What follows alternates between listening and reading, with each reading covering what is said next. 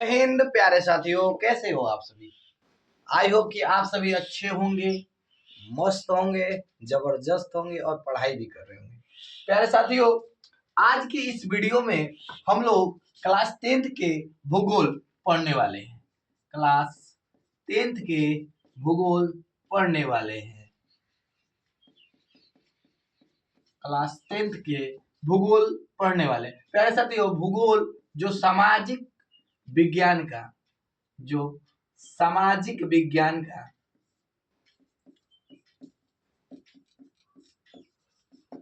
जो सामाजिक विज्ञान का भाग है।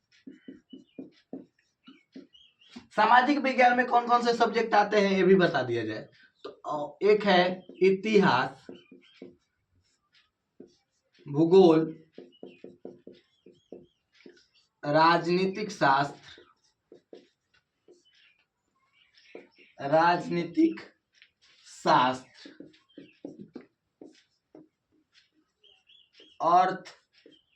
अर्थशास्त्र और एक लास्ट आपदा प्रबंधन। आपदा प्रबंधन। प्यारे साथियों, आज के इस वीडियो में हम लोग पढ़ेंगे भूगोल। भूगोल किसे कहते हैं तो सबसे पहले जानो कि भूगोल क्या है। तो भूगोल जो है, भूगोल दो शब्दों को मिलाकर बनाया गया है, भू धन गोल। भू का मतलब होता है, भू का अर्थ होता है पृथ्वी। भू का अर्थ होता है पृथ्वी, और पृथ्वी कैसी है, गोल है। पृथ्वी कैसी है, गोल है। ऐसा नहीं है कि पूरा पूर्ण रूप से गोल है, लेकिन गोल गोल आकार का है। पृथ्वी कैसी है, गोल है, यानी गोल आकार की पृथ्वी है। अर्थात पृथ्वी का आकार कैसा है, ये भी क्वेश्चन कभी कभी पूछ लेगा तो बता देने का कि पृथ्वी का आकार कैसा है, भूआब है। भूआब है, क्या है, भूआब है। पृथ्वी का आकार कैसा है, भूआब, जियोइड। ठीक है, जियोइड है। तो मेरे प्यारे साथियों, इस वीडियो में आप लोग पढ़ेंगे भूगोल के बारे में।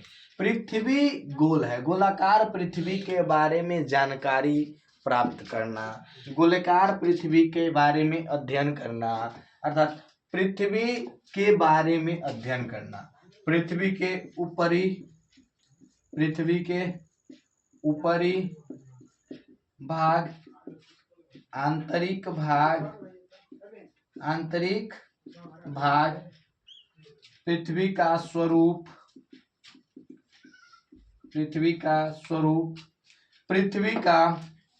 पृथ्वी के अंदर पाए जाने वाले खनिजों के बारे में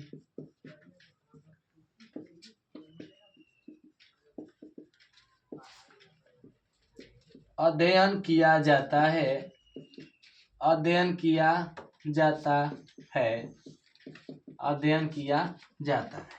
यानी पृथ्वी के ऊपरी भाग, आंतरिक भाग, पृथ्वी का स्वरूप तथा अंदर पाए जाने वाले खनिजों के बारे में क्या किया जाएगा, अध्ययन किया जाएगा। अब इन सभी के बारे में जब अध्ययन करेंगे तो किसके अंतर्गत करेंगे, तो भूगोल के अंतर्गत करेंगे। ठीक है, चलिए तो आज से हम लोग स्टार्ट करते हैं क्लास 10th का भूगोल का पहला चैप्टर।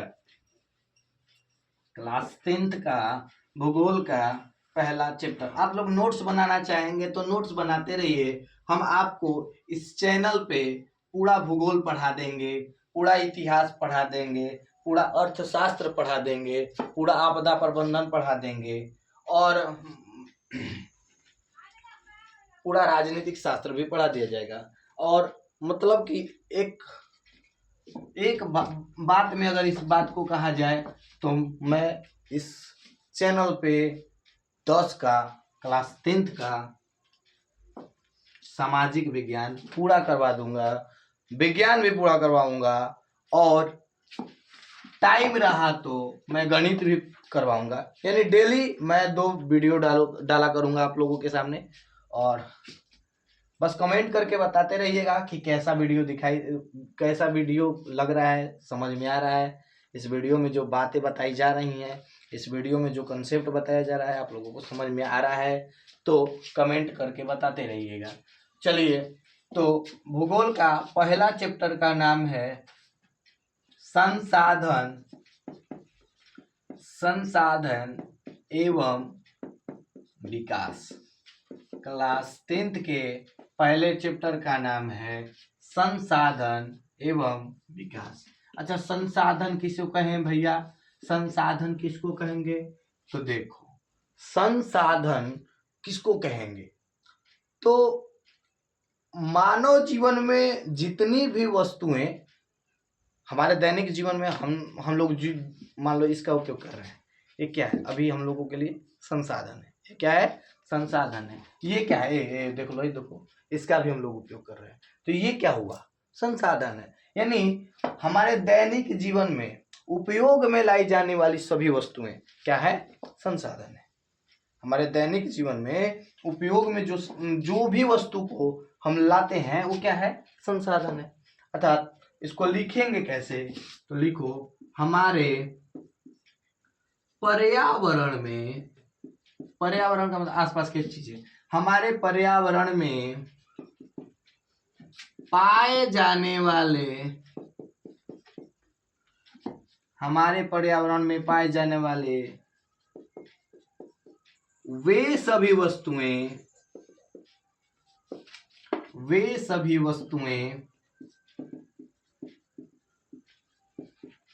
जो हमारी आवश्यकताओं की पूर्ति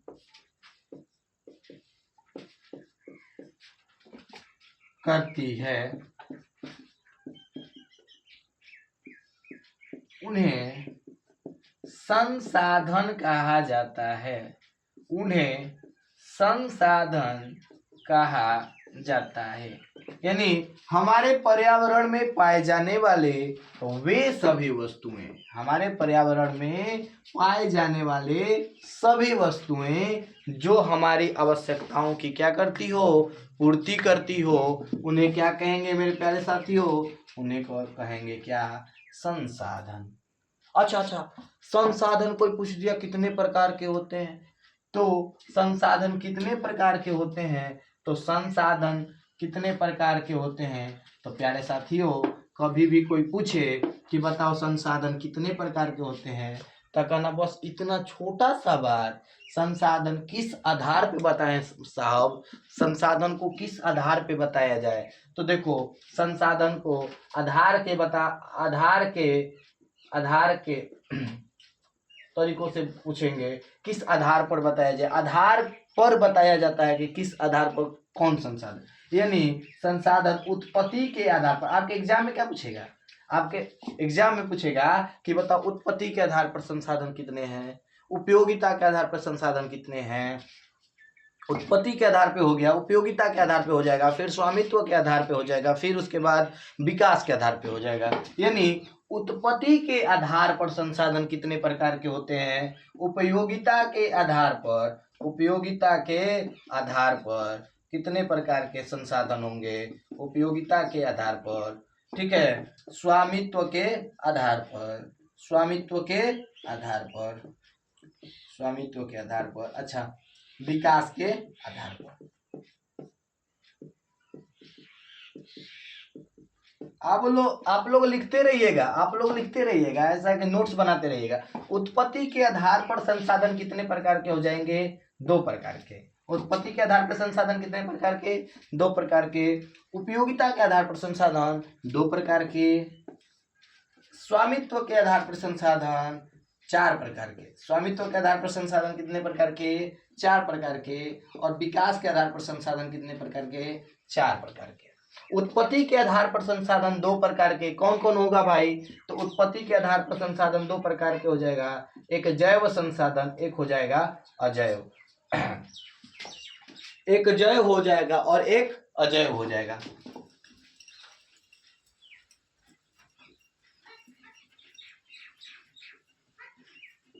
उत्पत्ति के आधार पर संसाधन, उत्पत्ति के आधार पर संसाधन, उत्पत्ति के आधार पर, उत्पत्ति के आधार पर, उत्पत्ति के आधार पर संसाधन कितने होंगे? तो मेरे प्यारे साथियों, उत्पत्ति के आधार पर संसाधन दो प्रकार के, एक जैव संसाधन, एक जैव संसाधन, अच्छा, एक जैव संसाधन, एक अजैव संसाधन, एक जैव संसाधन, एक अजैव संसाधन, एक जैव संसाधन और एक अजैव संसाधन। ये उत्पत्ति के आधार पे हुआ। फिर उसके बाद उपयोगिता के आधार पे, उपयोगिता के आधार पर, उपयोगिता के आधार पर मेरे प्यारे साथियों, उपयोगिता के आधार पर संसाधन भी दो प्रकार के बताए। उपयोगिता के आधार पर संसाधन कितने प्रकार के? दो प्रकार के, एक नवीकरणीय संसाधन और एक होगा अनवीकरणीय संसाधन, अनवीकरणीय संसाधन। अच्छा, उपयोगिता के आधार पे हो गया। फिर उसके बाद यानी उत्पत्ति के आधार पर, उपयोगिता के आधार पर, और फिर उसके बाद स्वामित्व के आधार पर, स्वामित्व के आधार पर, स्वामित्व के आधार, इधर दिखाई दे रहा है कि नहीं? स्वामित्व के, इधर दिखाई दे रहा है? स्वामित्व के आधार पर, स्वामित्व के आधार पर, ठीक है। स्वामित्व के आधार पर संसाधन चार प्रकार के होंगे। कौन कौन होगा? तो सुनो, स्वामित्व के आधार पर संसाधन चार प्रकार के, एक हो जाएगा व्यक्तिगत संसाधन, एक हो जाएगा व्यक्तिगत संसाधन, एक हो जाएगा सामुदायिक संसाधन, सामुदायिक संसाधन, एक हो जाएगा सामुदायिक संसाधन, एक हो जाएगा सामुदायिक संसाधन,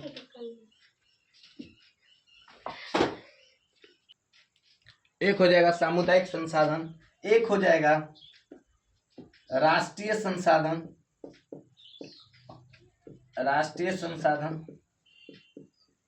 और एक हो जाएगा अंतर्राष्ट्रीय संसाधन, अंतर्राष्ट्रीय संसाधन। यानी हम लोग कितने संसाधन जाने? यानी उत्पत्ति के आधार पर संसाधन दो प्रकार के होते हैं, जैव संसाधन, अजैव संसाधन, जैव संसाधन और अजैव संसाधन। फिर उसके बाद उपयोगिता के आधार पर संसाधन कितने प्रकार के होते हैं? तो दो ही प्रकार के होते हैं, नवीकरणीय संसाधन, अनवीकरणीय संसाधन। फिर उसके बाद स्वामित्व के आधार पर संसाधन कितने प्रकार के होते हैं? तो संसाधन चार प्रकार के हो जाएंगे स्वामित्व के आधार पर, व्यक्तिगत संसाधन, सामुदायिक संसाधन, राष्ट्रीय संसाधन, अंतर्राष्ट्रीय संसाधन। व्यक्तिगत संसाधन, सामुदायिक संसाधन, राष्ट्रीय संसाधन, अंतर्राष्ट्रीय संसाधन। यानी फिर उसके बाद विकास के आधार पर, विकास के आधार पर मेरे प्यारे साथियों ध्यान देंगे, विकास के आधार पर कितने प्रकार के हो जाएंगे? तो विकास के आधार पर संसाधन चार प्रकार के हो जाएंगे। एक होगा विकसित संसाधन, एक हो जाएगा विकसित, उसके बाद भंडार, उसके बाद भंडार, एक होगा संभावी, या ऐसे कर लो, एक संभावी, विकसित के बाद संभावी, ठीक है, और फिर उसके बाद भंडार, और एक हो जाएगा संचित कोष, संचित कोष। आप लोग सीखे विकसित संसाधन, संभावी संसाधन, भंडार संसाधन और संचित कोष संसाधन, संचित कोष संसाधन। यानी विकास के आधार पर संसाधन कितने प्रकार के हुए? चार। यहाँ पे कितने हैं? दो। फिर यहाँ पे भी दो, सॉरी, उत्पत्ति के आधार पर संसाधन बताए कि दो प्रकार के होते हैं, कि जैव संसाधन होगा और एक होगा अजैव संसाधन। उपयोगिता के आधार पर संसाधन कितने होंगे? तो उपयोगिता के आधार पर भी संसाधन दो प्रकार के होंगे। कौन कौन? नवीकरणीय संसाधन और अनवीकरणीय संसाधन। स्वामित्व के आधार पर संसाधन कितने होंगे? तो चार होंगे। कौन कौन होगा? तो व्यक्तिगत संसाधन, सामुदायिक संसाधन, राष्ट्रीय संसाधन और अंतर्राष्ट्रीय संसाधन। विकास के आधार पर संसाधन को कितने भागों में बांटा जाएगा? तो विकास के आधार पर मेरे दोस्त संसाधन को चार भागों में बांटा जाएगा, विकसित संसाधन, संभावी संसाधन, भंडार संसाधन और संचित संसाधन। आशा करते हैं कि आप लोग समझ भी रहे होंगे और लिख भी रहे होंगे। चलिए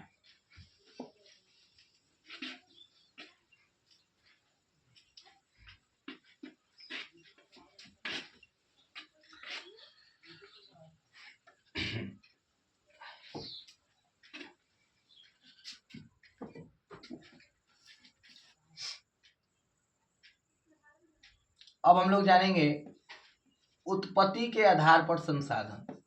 उत्पत्ति के आधार पर संसाधन जो होता है जैव संसाधन और अजैव संसाधन, यानी उत्पत्ति के आधार पर संसाधन जो होता है जैव संसाधन। तो बताओ जैव संसाधन किसको कहेंगे, यही बात है। तो जैव संसाधन किसको कहेंगे, फिर उसके बाद अजैव संसाधन किसको कहेंगे, अजैव संसाधन किसको कहेंगे। तो अजैव संसाधन और जैव संसाधन में सुनो, तो जैव संसाधन वे संसाधन या वह संसाधन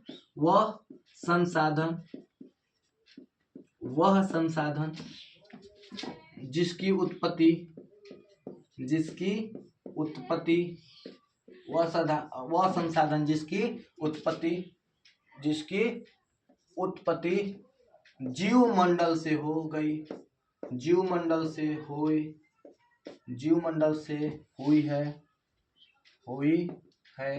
आप लोग क्या सीखें कि वह संसाधन जिसकी उत्पत्ति कहाँ से होगी, जीवमंडल से होगी, उसी को क्या कहेंगे, उसी को कहेंगे जैव संसाधन। उसको क्या कहेंगे, जैव संसाधन।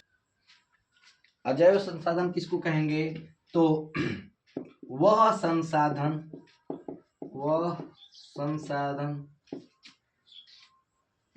जिसकी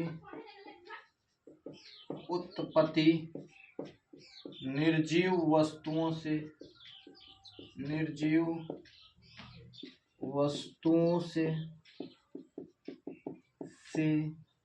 हुई है। वह संसाधन जिसकी उत्पत्ति निर्जीव वस्तुओं से हुई है, उन्हीं को क्या कहेंगे, तो उनको कहेंगे अजैव संसाधन कहेंगे। उसको क्या कहेंगे, अजैव संसाधन। अब जानेंगे उपयोगिता के आधार पर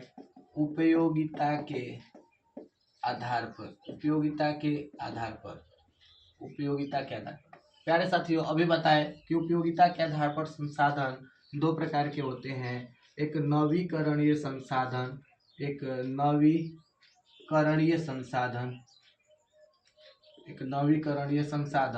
और एक होगा अनवीकरणीय संसाधन। एक होगा अनवीकरणीय संसाधन और एक होगा नवीकरणीय संसाधन। अच्छा, नवीकरणीय संसाधन किसको कहेंगे, तो नवीकरणीय संसाधन, ध्यान देंगे, नवीकरणीय संसाधन किसको कहेंगे, तो वह संसाधन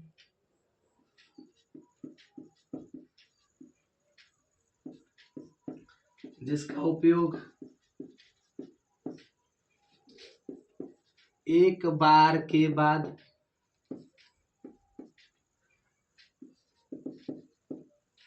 पुनः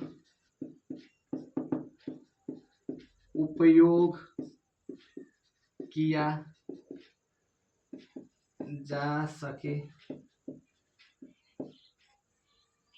उन्हें नवीकरणीय संसाधन कहते हैं।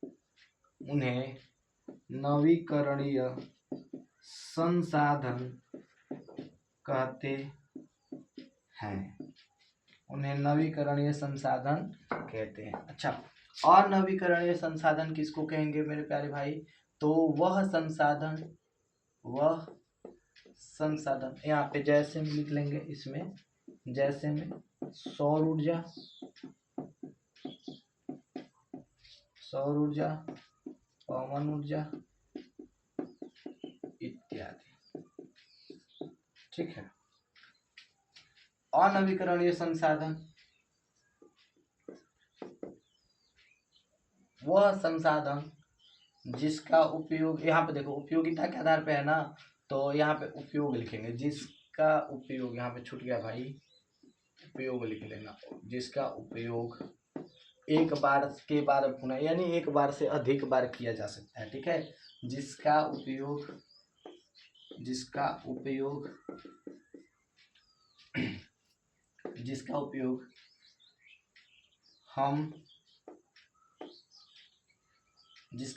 एक बार के बाद, लिख लो, एक बार के बाद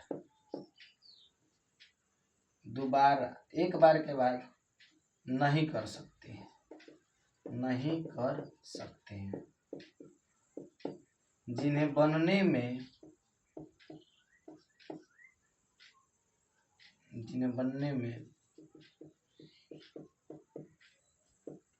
लाखों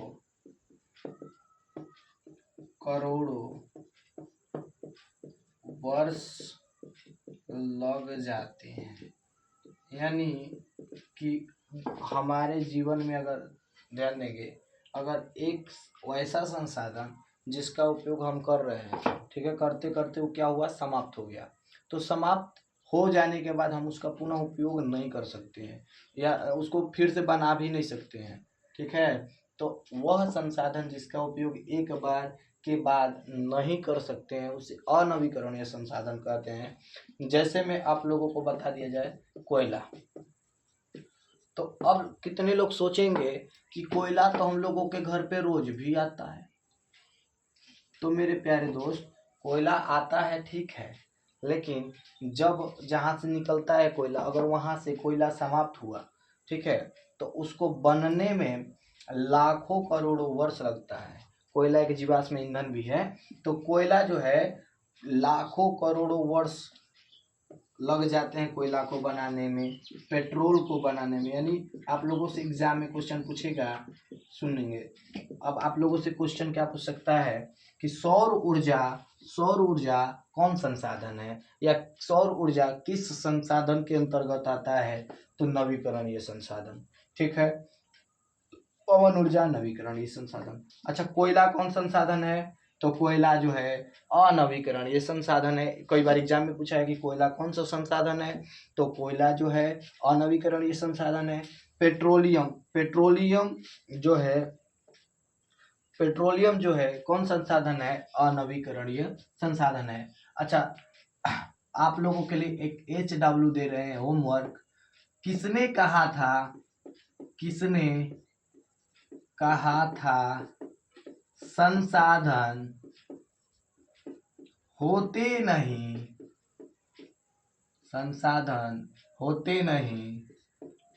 बनते हैं। ये जवाब आप लोगों को कमेंट बॉक्स में देना है और आप लोग कमेंट में बताइएगा कि वीडियो कैसा लगा। अगर वीडियो अच्छा लगे मेरे प्यारे साथियों, तो अपने साथियों के पास शेयर कर देना जो 10वीं के एग्जाम को देने वाले हैं। किसने कहा था संसाधन होते नहीं बनते हैं, इसका जवाब आप लोग कमेंट बॉक्स में दीजिएगा। आज के लिए इतना ही, फिर अगले वीडियो में मिलेंगे। जय हिंद।